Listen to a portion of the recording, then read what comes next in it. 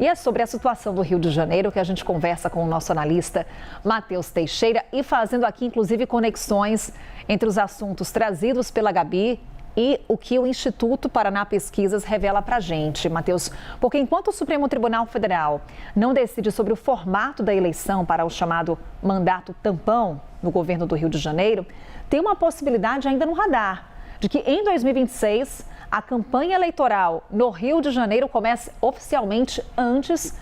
do que vai acontecer nos demais estados do Brasil.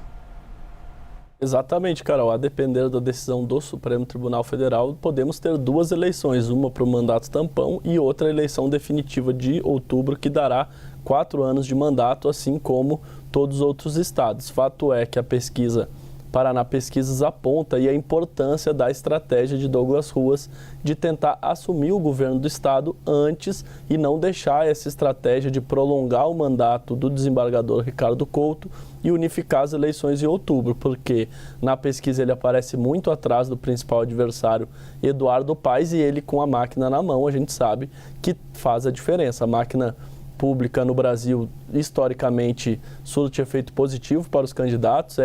o governo estadual que repassa, por exemplo, dinheiro para as prefeituras, que consegue fazer uma articulação política maior com os municípios e consegue, assim, reforçar a sua base eleitoral. 53% para Eduardo Paes é uma demonstração aí de que ele é o amplo favorito, mas a gente já viu muita reviravolta na história da política do Rio de Janeiro. Vamos lembrar, por exemplo, que em 2018 veio aquela onda e que o Wilson Witzel saiu de 3% para governador do estado. Portanto, apesar do favoritismo de Eduardo Paes, não podemos levar isso em consideração como se já estivesse dada a eleição. Pelo contrário, Eduardo Paes vai ter que trabalhar muito e um dos trabalhos que ele vem fazendo é esse trabalho de bastidores para tentar impedir a posse de Douglas Ruas no governo do estado, porque em ele assumindo o governo fluminense, ele terá, portanto, com o Palácio Guanabara, a máquina na mão e conseguirá mais facilmente roubar votos de Eduardo Paes e conseguir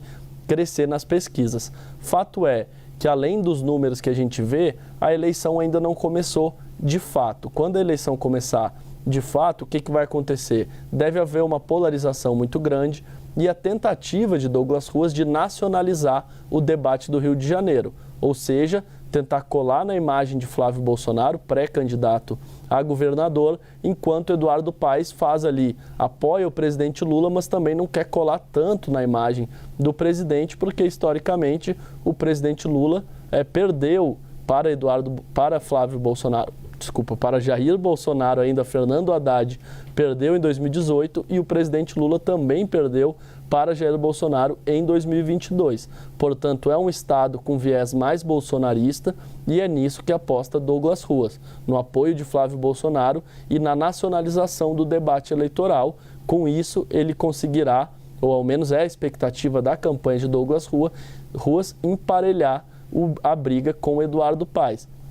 Eduardo Paes, 4 vezes governador da capital do Rio de Janeiro, sempre tem muito sucesso, costuma se eleger com certa facilidade para a prefeitura da capital fluminense, mas já perdeu outras 2 disputas para governador e, portanto, o histórico dele em relação ao governo do estado não é tão positivo. Perdeu lá em 2006 e depois perdeu em 2018, quando ele também era visto como um dos favoritos. Tinha deixado